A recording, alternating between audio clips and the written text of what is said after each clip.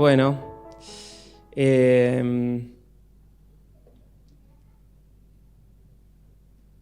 nada, ya me presentó mi padre, o sea, estamos viviendo en la villa hace 3 años, del 2020, así que dejamos la iglesia de Olivos medio sin planificarlo mucho, y la verdad que los extrañamos un montón, así que cada vez que venimos tratamos de aprovechar cada segundo de estar acá. Así que los que están acá, los que son miembros de esta iglesia, aprovechen este tiempito.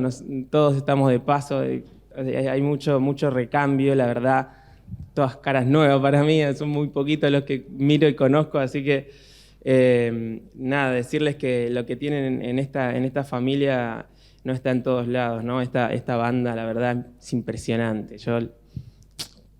Cómo me gustaría poder estar acá tocando con ellos.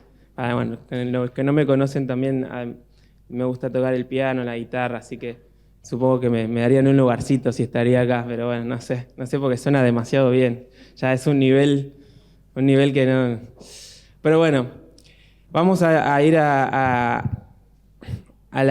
tema de hoy, que la verdad que papi, la experiencia que contó, el testimonio que contó, no me había dicho que lo iba a contar. Nunca lo había escuchado, la verdad. ¿Se imaginan que desde que tengo 5 años escucho ese testimonio y no sé si es porque es un testimonio muy lindo o porque tengo los genes de mi padre, pero siempre termino llorando igual que él?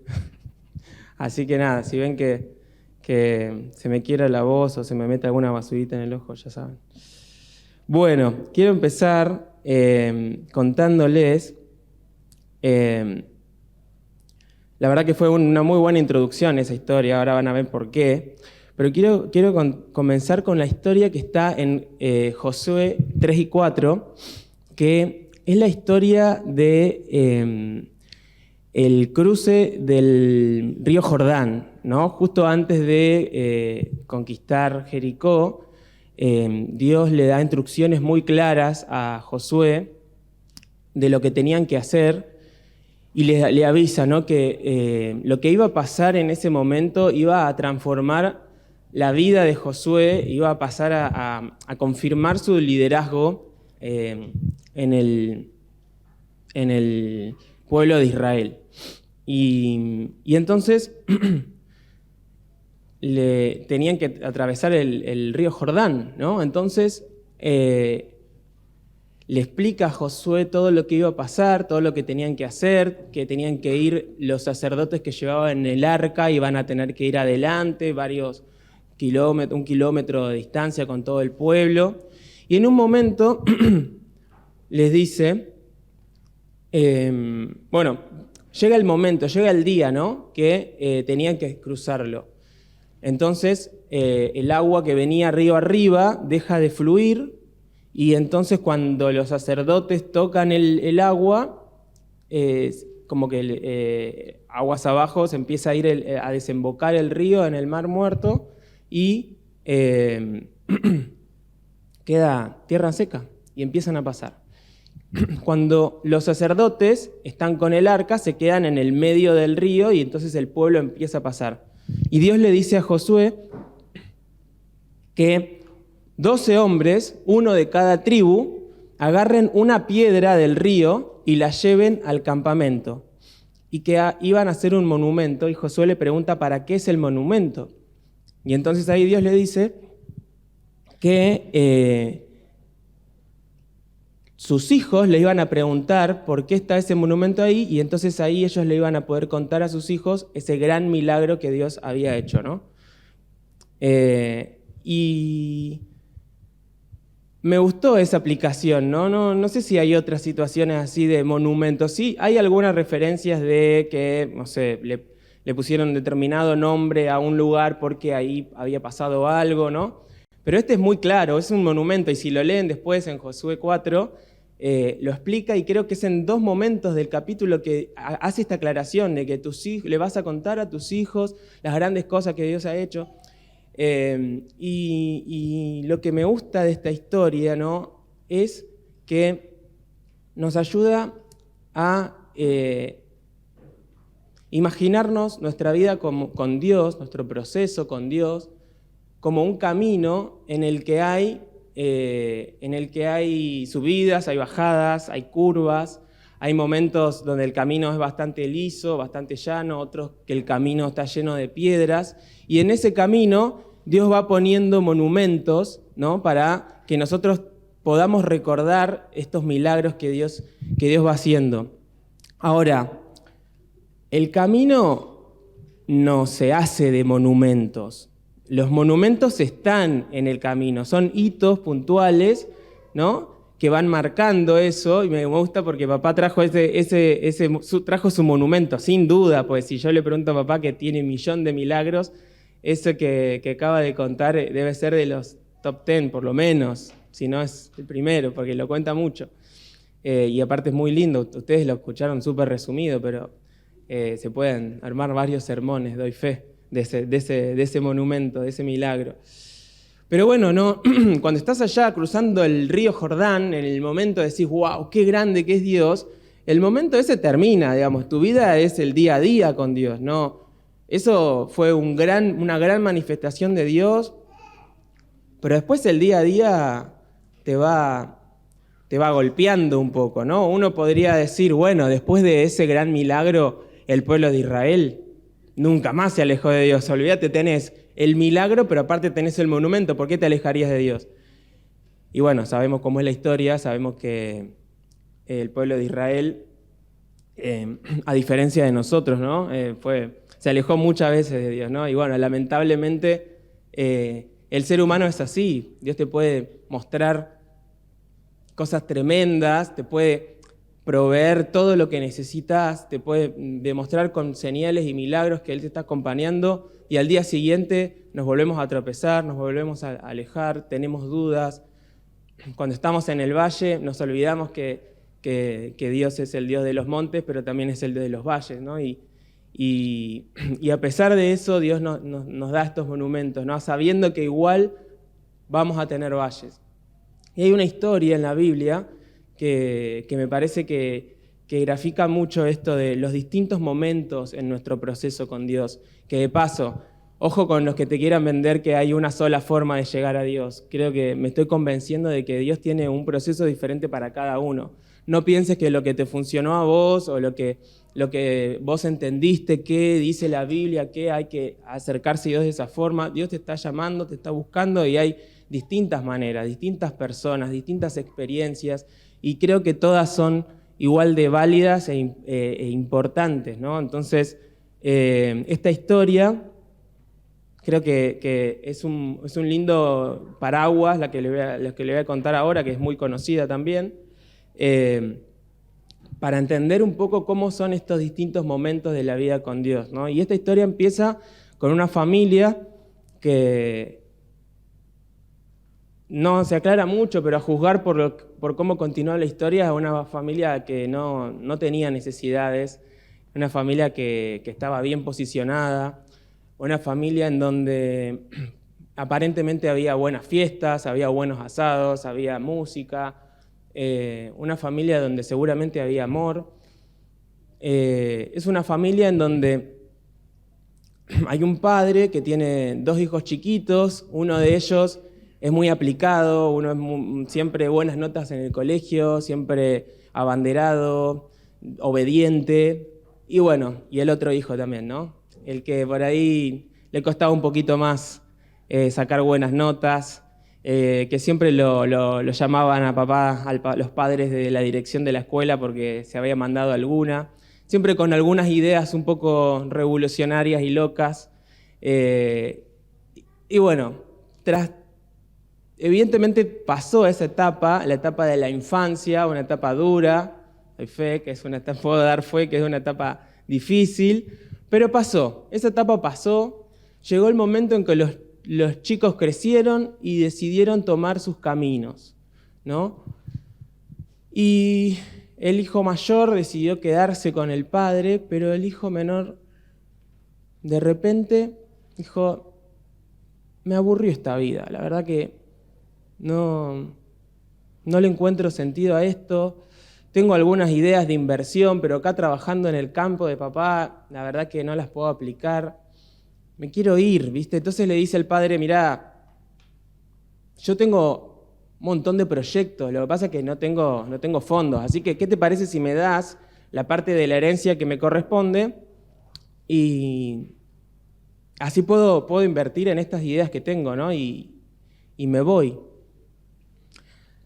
Cuando lo lees así de la Biblia no parece tan grave, pero en definitiva lo que le estaba diciendo al padre es, mirá, yo tengo esta idea y si vos no la aceptás, si no te copa la idea de darme mi parte de la herencia, y básicamente me voy a tener que quedar acá esperando a que te mueras y ahí voy a poder tener la vida que quiero tener. O sea, básicamente le estaba deseando la muerte a su propio padre, al padre que le había dado todo.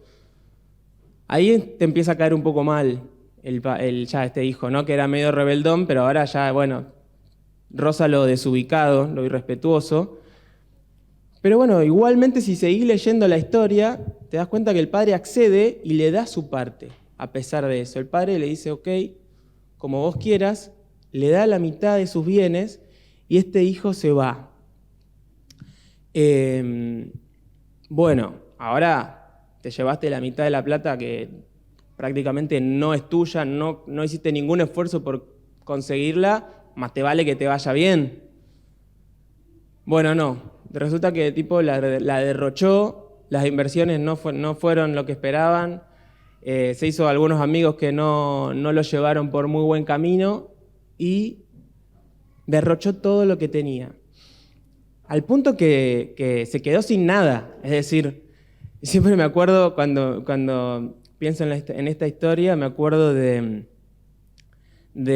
unos dibujitos que miraba cuando era chico, ¿no? El momento en el que esta persona se queda sin nada y va caminando por un camino de tierra, ya estaba descalzo, la ropa toda andrajosa, iba por el cielo, viste, gris, nublado, tormenta, lluvia, y el tipo ahí caminando, golpeando las puertas de las casas pidiendo trabajo.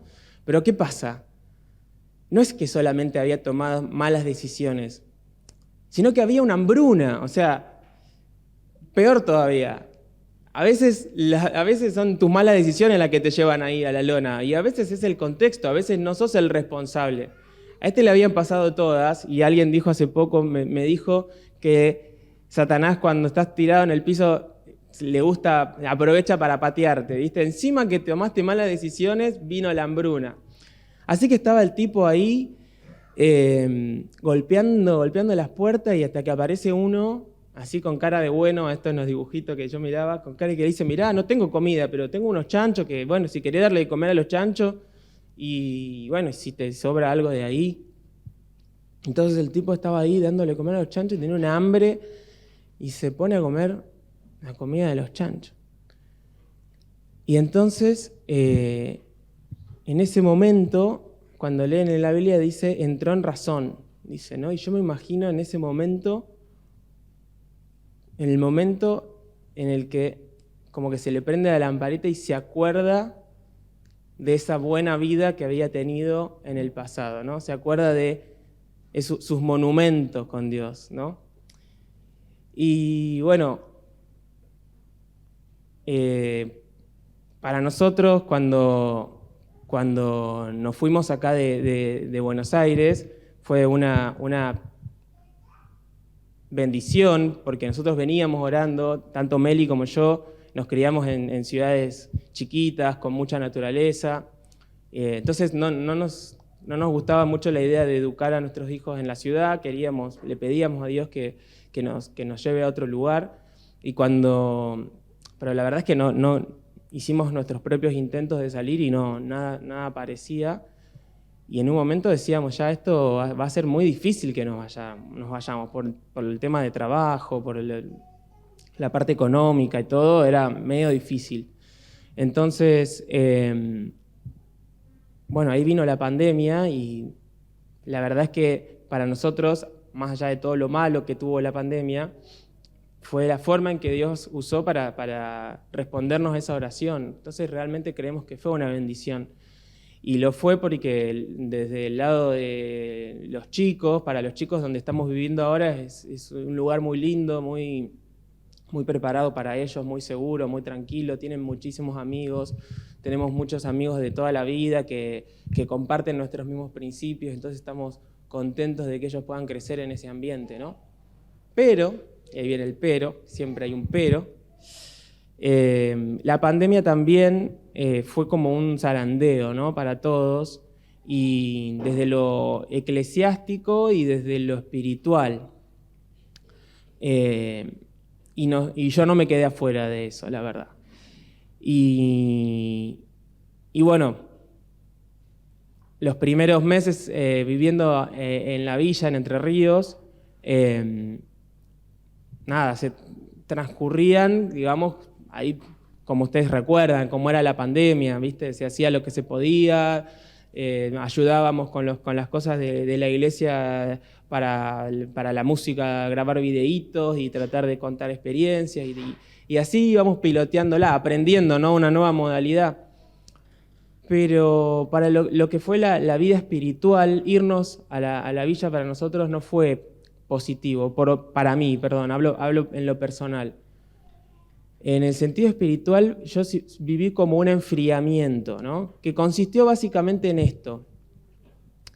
De golpe pasaban 2, 3 semanas y no había hecho mi culto personal, no había orado con Dios. Dice, che, ¿cuándo fue la última vez que oré? No me acuerdo, ¿no? Y entonces, bueno, tengo que orar, como tengo que, ¿no? Hay que hacerlo porque es lo correcto. Entonces me acerco a Dios, digo, Dios, perdón, me alejé, no me va a volver a pasar, te prometo que voy a cambiar, voy a tener mi culto todos los días. Termina esa oración y de repente parece como que todo vuelve a la vida normal, el día a día, la inercia de las cosas. Y ahora ya no son 2 semanas, son 3, son 4, es un mes. Y de nuevo, me olvidé de orar, me olvidé de hacer mi culto. Había dicho que iba a cambiar y no lo hice. Entonces otra vez, Señor, perdoname, me alejé. Y entonces empezó a armar como un círculo, ¿no? Vicioso, en donde mi vida espiritual consistía en alejarme de Dios, acercarme nuevamente, pero ya con culpa y pidiendo perdón y haciendo promesas de que no me voy a volver a alejar, ¿no? Y en un punto me di cuenta, esto empezó a ser algo más que normal. Pasó mucho tiempo, te diría un año, más de un año, en esta situación de acercamiento, alejamiento. En el medio, esto era algo completamente interno. Yo seguía yendo a la iglesia, seguíamos haciendo los cultos familiares, nadie se daba cuenta de esto. Obviamente Meli probablemente sí, pero del resto no. El maquillaje estaba intacto, pero por dentro yo sabía que las cosas no estaban bien. Había asuntos que resolver con Dios y que no los estaba resolviendo, los estaba dejando ahí y esto se estaba complicando. Y entonces, en un momento dije, esto no va para ningún lado ya. O sea, o sigo en este mismo círculo de alejarme, acercarme, y que cada vez es peor porque cada vez me vuelvo con más culpa, porque yo le había dicho la última vez que ya no lo iba a hacer más, que no me iba a alejar más. Y como, mejor ya dejo de intentarlo. Y había tomado la decisión de dejar de intentarlo. Ese fue el momento en el que dije, listo, ya este mecanismo no está funcionando, no me funciona más. Y me está haciendo mal incluso, así que ya me da hasta vergüenza volver a pedir perdón por lo mismo, por el alejamiento. Y prefiero no vivir con esta culpa y vivo más tranquilo. Y más o menos por diciembre del 2021 tomé la decisión de que ya no iba a volver a pedir perdón por mi alejamiento de Dios, ni iba a intentar volver a alejarme. Iba a seguir viviendo la vida como... No iba a decidir dejar de ir a la iglesia. Cuando uno tiene hijos como que los pone como prioridad. Yo no quería que mis malas decisiones o mis decisiones sin fundamento afecten a la vida espiritual de ellos. Entonces dije, la vida va a seguir igual, solamente que voy a dejar de intentar de acercarme a Dios como vengo diciendo. Dios promete que va a poner en mí el querer como el hacer, evidentemente, o no está cumpliendo su promesa, o yo realmente no quiero. Pero bueno, ya me cansé de probar por este lado, así que decididamente decidí no volver a acercarme. Y ahí empezó un año, el 2022, fue un año muy, muy feo para mí, muy duro desde muchos ámbitos de la vida, principalmente el laboral.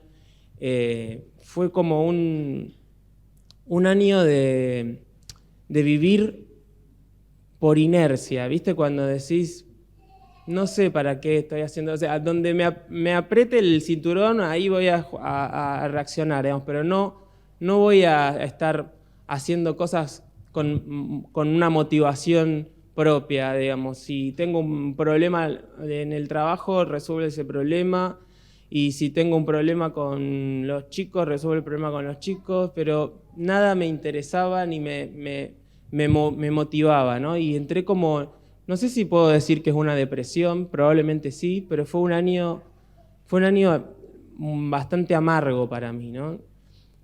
Y en ese momento me acuerdo que hablé con Meli y Meli, yo le conté lo que me estaba pasando. Y la verdad que Meli, yo esperaba, viste, una reacción un poco parada, o sea, no fue lo que acordamos cuando firmamos, o sea, no me dejes sola en el barco, me podría haber dicho y estaba en todo su derecho.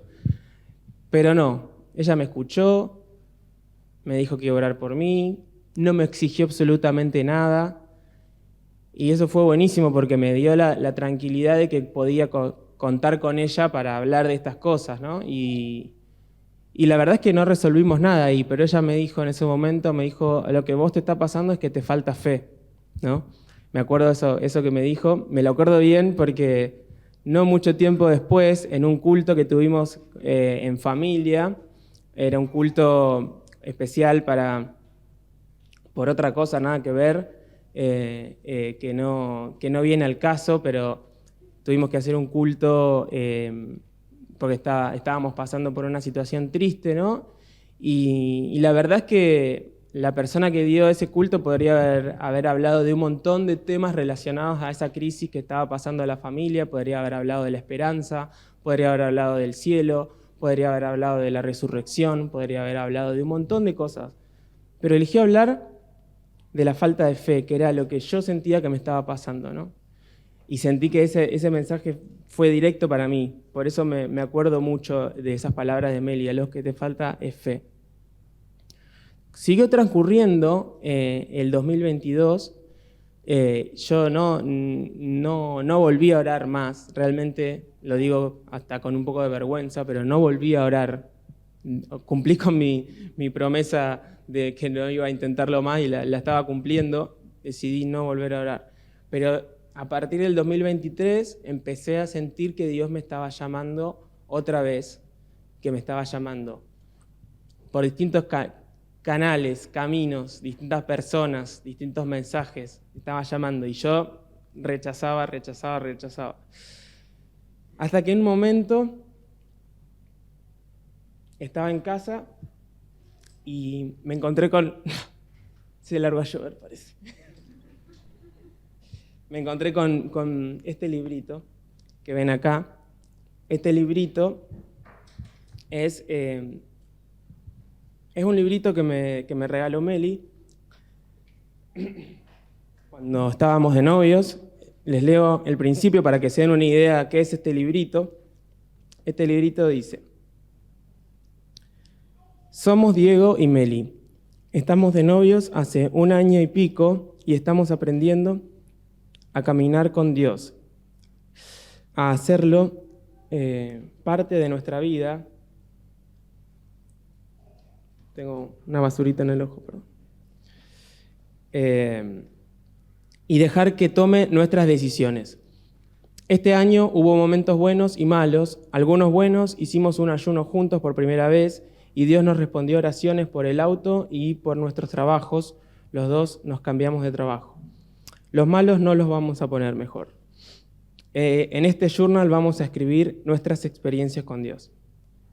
Y bueno, todavía este libro tiene un montón de páginas en blanco, pero también tiene muchas páginas escritas y las empecé a leer, ¿no? Eso fue hace no mucho más de 4 meses atrás. Y empecé a leer y empecé a repasar todos esos monumentos, ¿no? Monumentos que Dios fue dejando y que por suerte Meli se le ocurrió escribirlos y están acá. En algunos de estos monumentos son re personales, o sea, no porque no se puedan contar, sino porque por ahí los cuento, si los contara a ustedes no les significaría nada. Otros sí son monumentos que son, la verdad, contables, y en uno de ellos esta iglesia fue muy importante.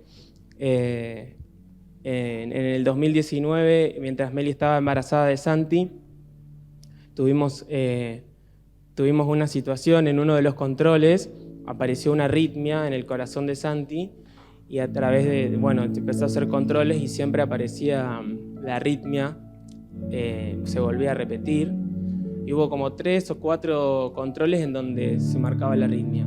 Sumado a esto, uno de los estudios genéticos marcó también que había una probabilidad de una trisomía, y entonces, bueno, fue como un baldazo de agua fría, y no me está ayudando la musiquita. Todavía no. Y entonces, yo les aviso, si no, no voy a poder terminar. Y entonces la cosa venía bastante complicada porque no lo esperábamos para nada, ¿no? Y en ese momento, si hay algo que yo destaco, fue la cantidad de mensajes y de oraciones que empezamos a recibir por parte de la Iglesia de Olivos y de un montón de otros lugares también, pero me acuerdo puntualmente que la Iglesia nos acompañó muchísimo en las oraciones, ¿no? Bueno, hoy lo ven a Santi que está acá, no tuvo ninguna de las trisomías. En uno de los controles fuimos y la arritmia había desaparecido, y para nosotros fue realmente un milagro de Dios que lo curó a Santi, curó su corazón.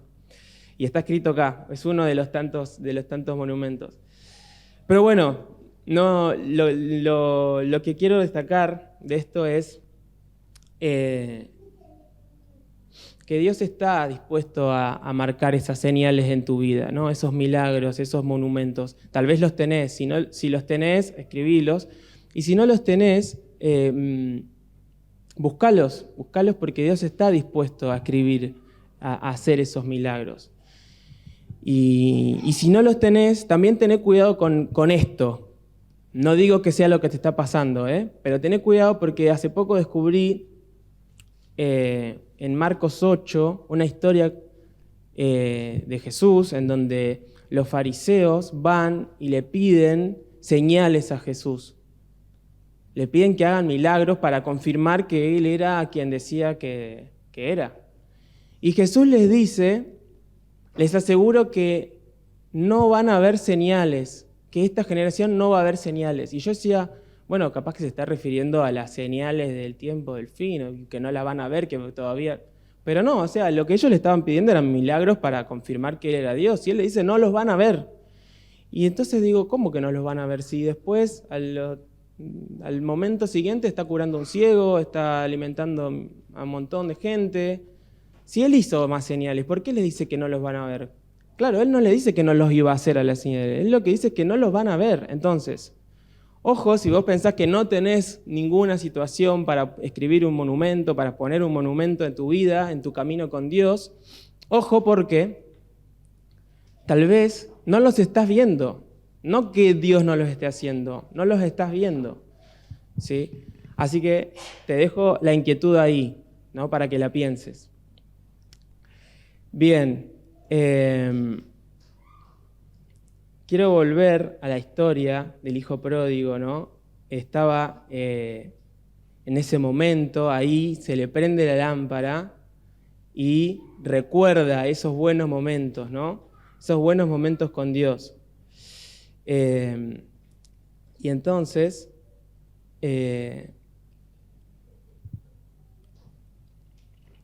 decide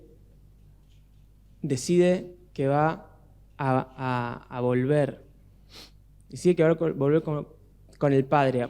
Obviamente, se armó toda una estrategia porque no le daba la cara para volver como hijo. Entonces dice, bueno, voy a tener que volver como siervo, ¿no? O sea, voy a tener que laburar para ganarme el favor de mi papá, ¿no? Me gustaría que leamos esos versículos, porque yo se los puedo contar, pero no me va a salir igual. Estos versículos, la verdad que cuando los leo, digo, deben ser los mejores de la Biblia. Están en Lucas 15, 20. Bueno, yo lo voy a tratar de leer, pero si me empiezo a quedar afónico, poner que venga alguno que no llore, porque si no, no se va a entender nada. Dice, entonces regresó a la casa de su padre, y cuando todavía estaba lejos, su padre lo vio llegar. Lleno de amor y de compasión, corrió hacia su hijo, lo abrazó y lo besó. Su hijo le dijo, Padre, he pecado contra el cielo y contra ti, y ya no soy digno de que me llamen tu hijo. Sin embargo, su padre dijo a los sirvientes, rápido, traigan la mejor túnica que haya en la casa y vístanlo. Consigan un anillo para su dedo y sandalias para sus pies. Maten el ternero que hemos engordado. Tenemos que celebrar con un banquete porque este hijo mío estaba muerto y ahora ha vuelto a la vida. Estaba perdido y ahora ha sido encontrado. Entonces comenzó la fiesta. Me encanta porque el hijo no terminó de decir el speech. Fíjense que lo único que llegó a decirle, él cuando piensa lo que va a decir en el versículo 18 dice, volveré a la casa de mi padre y diré, Padre, he pecado contra el cielo y contra ti, ya no soy digno de que me llamen tu hijo, te ruego que me contrates como jornalero. Eso dice ahí, pero cuando llega y se encuentra con el padre, él llega a decirle, Padre, he pecado contra el cielo y contra ti, ya no soy digno de que me llamen tu hijo, y parece como que el padre lo interrumpe, ¿viste? Me encanta esa imagen, es como él ahí queriendo explicar todo y el padre no le pide ninguna explicación, ni siquiera está esperando que le pida perdón, ni siquiera, él podría haberle dicho, a ver, ¿qué pasó, hijo? Contame, dale, te escucho. Bueno, a ver, vamos a hacer lo siguiente, vamos a esperar una semanita, 2 semanitas, a ver si realmente querés que vivir con nosotros, porque capaz que no querés, capaz que todavía no querés. Le podría haber dicho eso, le podría haber dicho, bueno, a ver, no sé, vamos a hacer un proceso disciplinario, a ver si realmente podés demostrar que querés vivir con nosotros y cuando cumplas con todos estos requisitos, ahí hacemos la fiesta. Ni siquiera estaba esperando, el padre ni siquiera estaba esperando que le pida perdón. El padre lo único que quería es que su hijo vuelva, ¿no? Es lo único que Dios está esperando de nosotros, que volvamos. No nos pide nada más. La fiesta se va a hacer si volvemos. La fiesta se va a hacer. No hay nada, ningún otro requisito para que la fiesta se haga. Y entonces me gusta porque yo sé que hace poco hubo un sermón sobre esto donde se destacaba al padre como el protagonista de esta historia, aunque el título dice el hijo pródigo, ¿no? En realidad está mal puesto el título. Acá el protagonista de la historia es el padre, sin duda. Y hace poco empecé a leer un libro que no lo terminé, pero igual lo recomiendo, se llama Hijos de la Intimidad, lo tengo acá, que me lo recomendó un amigo. De paso, la historia personal no la terminé de contar, pero después de encontrarme con todo esto y después de charlar con varias personas, sabía que tenía que llegar el momento de volver, ¿no? Sabía, ya era como Dios me estaba llamando y una mañana me levanté a las 5 de la mañana y tuve una oración que todavía no la escribí acá, pero la voy a escribir porque fue como un reencuentro, ¿no? Pero quiero cerrar ahí esa historia personal y volver a un concepto que encontré en este libro, que me encantó, que habla sobre Dios como Padre y sobre y cómo las distintas formas que tenemos de llamar a nuestros padres terrenales, ¿no? Que por lo menos en el español hay 3 bastante claras, creo que en otros idiomas también los hay.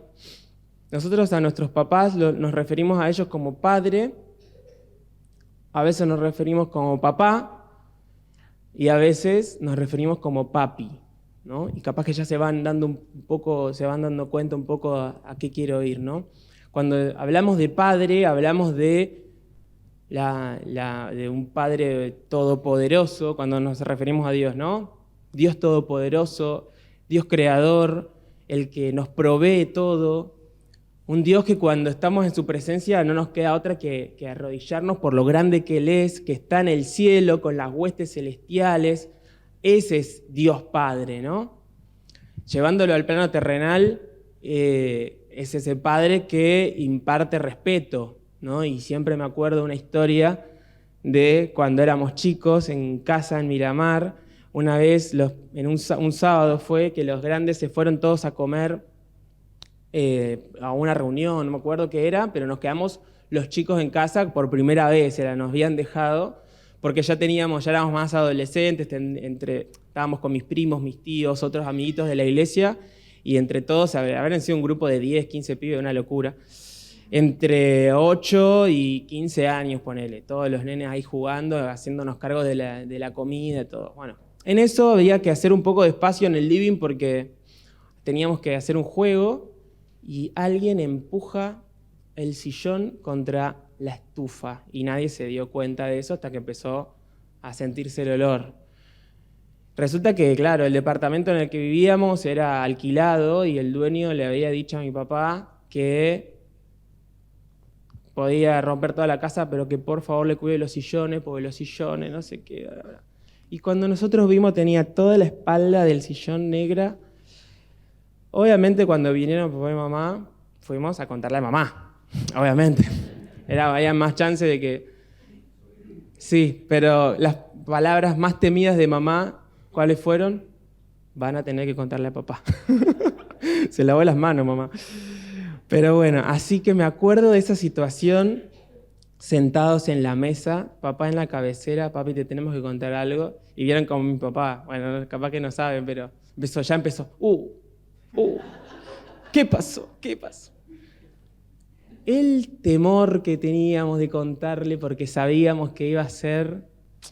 La verdad es que no me acuerdo cómo se resolvió el asunto del sillón, pero sí me acuerdo de la sensación de acercarme a papá con temor y con respeto, ¿viste? En ese momento estábamos dispuestos a que papá nos dijera lo que sea porque sabíamos que nos la habíamos mandado, ¿no? Y así es Dios, así es esa relación que tenemos con Dios cuando lo tratamos como Padre, ¿no? Es indispensable que reconozcamos a Dios como Padre, no es que lo que voy con estas 3 formas de llamar a Dios, ¿no? No podemos sacar alguna, no es que una es más importante que la otra, son distintas formas de relacionarnos con Él y las 3 son importantísimas, pero hay un nivel de relación que es de mayor intimidad, que es papá, ¿no? Dios papá. Cuando lo llamamos a Dios papá, estamos hablando de un Dios que nos acompaña en el día a día. Es ese papá, es ese Dios que te impulsa a mejorar, está orgulloso de tus logros, se pone contento cuando vos estás contento y se pone triste cuando vos estás triste. Es un padre compañero, ¿no? Y después tenemos un nivel mayor de intimidad, que es este nombre papi, ¿no? Que por suerte está en la Biblia papi. No dice papi, sino que dice Abba, ¿no? Jesús, cuando estaba en su momento más, en su valle, en el valle, fue ahí que le dijo Abba a papá, a su Dios, a su papá. ¿Tenés momentos con Dios en donde le decís papi? ¿Cuál es tu nivel de intimidad con Dios, no? Y a mí un poco esta historia del hijo pródigo me muestra que Dios está buscando ese nivel de intimidad.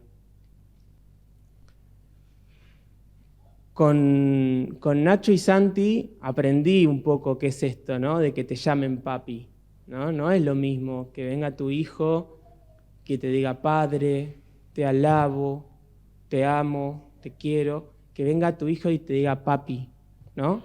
No es lo mismo. Con Santi me pasa algo puntual, algo específico que, nada, desde que nació, que tiene... O sea, en realidad lo voy a contar así, cuando tuvimos hijos con Meli, estuvimos muy de acuerdo en un punto que es el tema del sueño, porque los dos recordamos que cuando éramos chicos teníamos mucho miedo a la noche, muchas pesadillas, entonces dijimos, bueno, en casa vamos a quemar los libros en este aspecto por lo menos y no vamos a dejar que los chicos tengan miedo a la noche. Y a partir de eso decidimos que si ellos tenían miedo a la noche podían venir a la cama con nosotros y que nosotros íbamos a estar a disposición de ellos para que no sufran ese miedo, ¿no? Y a raíz de eso, bueno, acá seguramente si algún psicopedagogo me escucha me va a decir, no, colecho, no. Aprovecho el paréntesis para decirle a todos, ¿no? Los que están viviendo cerca de algún padre, alguna madre de hijos chicos, ¿no? Hay que acompañar más y aconsejar menos. O sea, hay muchísimos libros, hay muchísimo para saber, hay muchísimas teorías y se bombardea mucho a las madres sobre todo, ¿no? Aflojemos un poco, amemos más y aflojemos un poquito porque la presión es muy grande, la responsabilidad es muy grande y lo que a uno le funcionó, a otro no. Hay 1.000.000 de libritos, ¿no? Cierro el paréntesis. La cuestión es que me tocó a mí dormir con Santi, ¿no? Entonces yo duermo con Santi. Y algo que pasa prácticamente todas las noches, por lo menos una vez, es Santi despertándose. Lamentablemente tiene un sueño muy liviano, se despierta, tiene micro despertares. Y entonces lo que me dice siempre es, papi, tengo miedo. Y entonces yo agarro y le digo, no te preocupes, yo te cuido, le digo. Y entonces le pongo el brazo arriba de él y entonces ahí sigue durmiendo, ¿no? Y eso es lo que pasa todas las noches, ¿no es cierto, Santi? ¿Que pasa mucho? ¿No? Dice que no. Ahora ya fue evolucionando porque ya me dice, papi, ¿me cuidás? Y entonces, si yo le digo sí, pero no le pongo el brazo, me dice... no, pero cuídame. Y entonces ahí yo le pongo el brazo, cuando él siente que yo lo estoy abrazando, ahí se vuelve a dormir, ¿no? Y para mí es como una manifestación más grande que de amor mutuo, digamos, ¿no? Yo cuidándolo a él sintiendo de que si yo estoy al lado suyo, él puede dormir en paz. Yo quiero esa relación con mis hijos, ¿no? Y Dios quiere la misma. Dios quiere la misma y a veces pensamos que la relación que Dios quiere con nosotros es la de padre. Es la de padre y entonces al padre hay que llegar, ¿viste? Con todo bajo control, tiene que estar todo perfecto, inmaculado, santo, porque hay una forma correcta de llegar al Padre que está en el trono celestial, bla, bla, bla, bla. Y Dios lo que quiere es que le digas, papi, cuídame. Eso es lo que Dios quiere. Este libro me lo regalaron cuando el Día del Padre, hace poquito.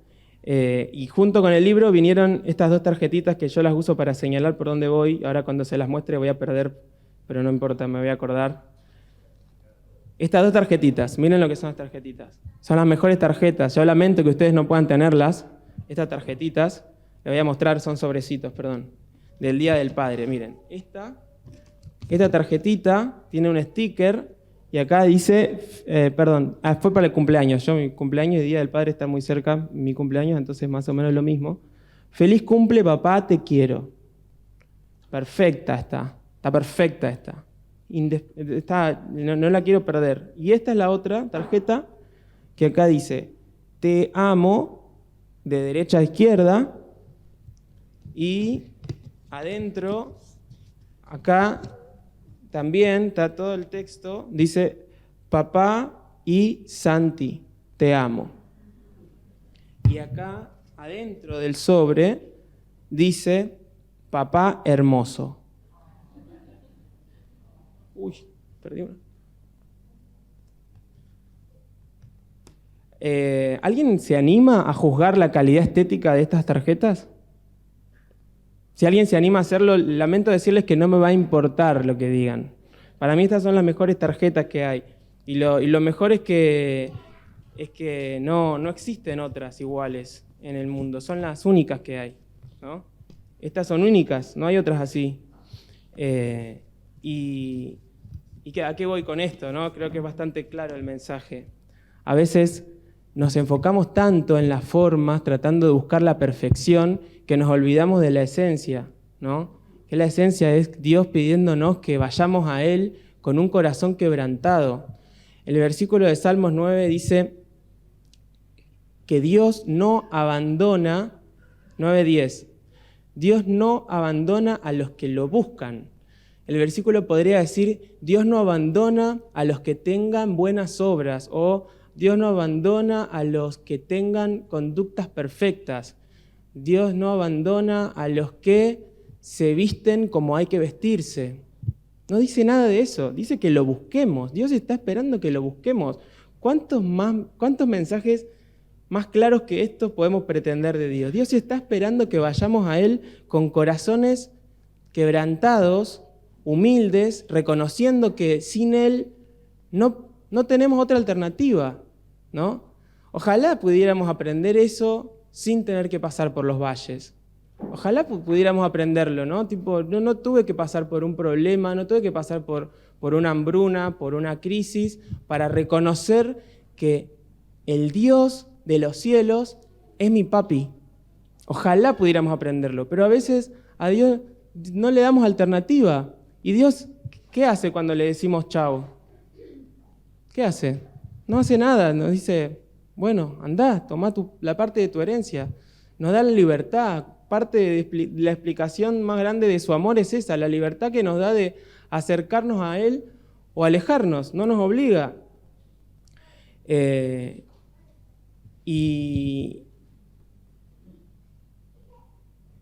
el otro concepto que quiero quedarme de esta historia es que la fiesta comienza hoy. Yo antes pensaba que cuando se referían a la fiesta en las parábolas o al reino, que estaba en el futuro, ¿no? Cuando Jesús venga, ahí va a ser la fiesta. Pero estoy aprendiendo a que eso no es así. El reino de Dios está acá en la tierra. La fiesta empieza hoy y hay personas que ya están en la fiesta. Y ojalá todos estemos en la fiesta, pero hay personas que no están en la fiesta. Hay personas que prefieren quedarse afuera de la fiesta y que prefieren pedirle al Padre un corderito para comer con los amigos, pero no quieren entrar en la fiesta. Y Dios no nos está pidiendo ningún voucher para que podamos entrar a esa fiesta. No hay nada que podamos conseguir por nosotros mismos para poder entrar. La fiesta ya está. Y lo que Él nos está diciendo a través de esta historia es que Él es el único que puede transformar una tumba en un jardín. Él es el único que puede dar vida a partir de las cenizas. Él es el único que puede. Recién cuando nosotros nos demos cuenta de eso, es que vamos a poder llamarlo papi, como está esperando que lo hagamos. Cuando nos demos cuenta de que no hay otra forma, no existe otra forma de llegar a Él que no sea esa. ¿Sí? Él es el único que puede transformar una vida, transformar de huesos, ¿sí? Levantar una vida. De lamentos, transformarlo en una fiesta. El que puede transformar la culpa en gloria. Él es el único que lo puede hacer. Solo Él lo puede hacer. Y no hay nada mejor que Dios. No hay nada mejor que mi Dios. Mientras canto esta canción, los invito a pensar pensar un poco cuáles fueron esos monumentos que si los ponemos altos,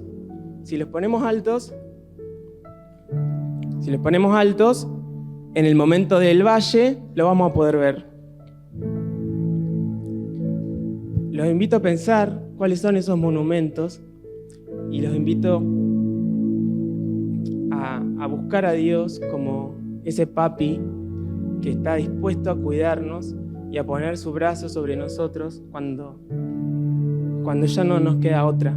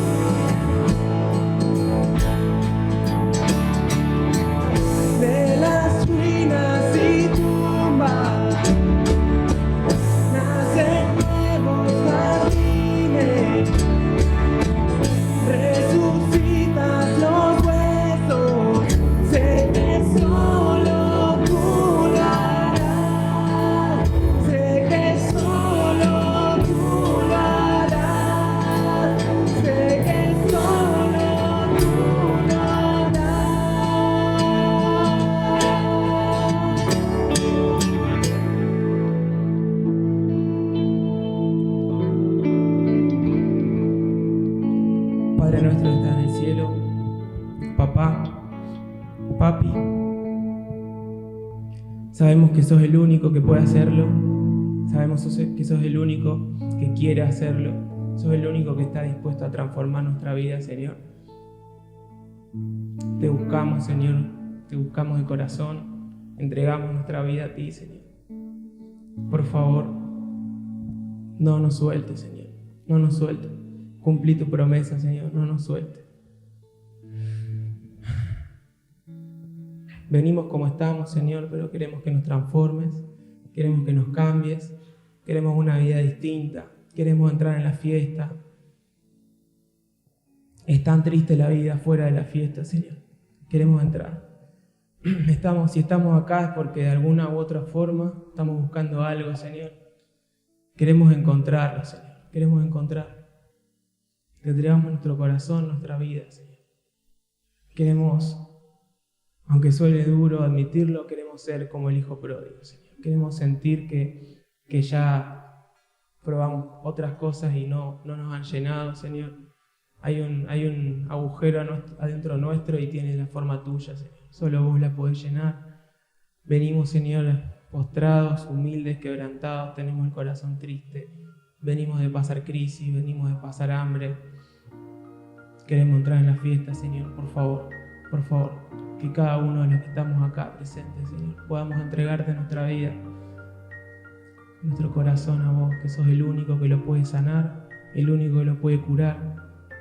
Gracias, Señor, por eso. En el nombre de Jesús. Amén.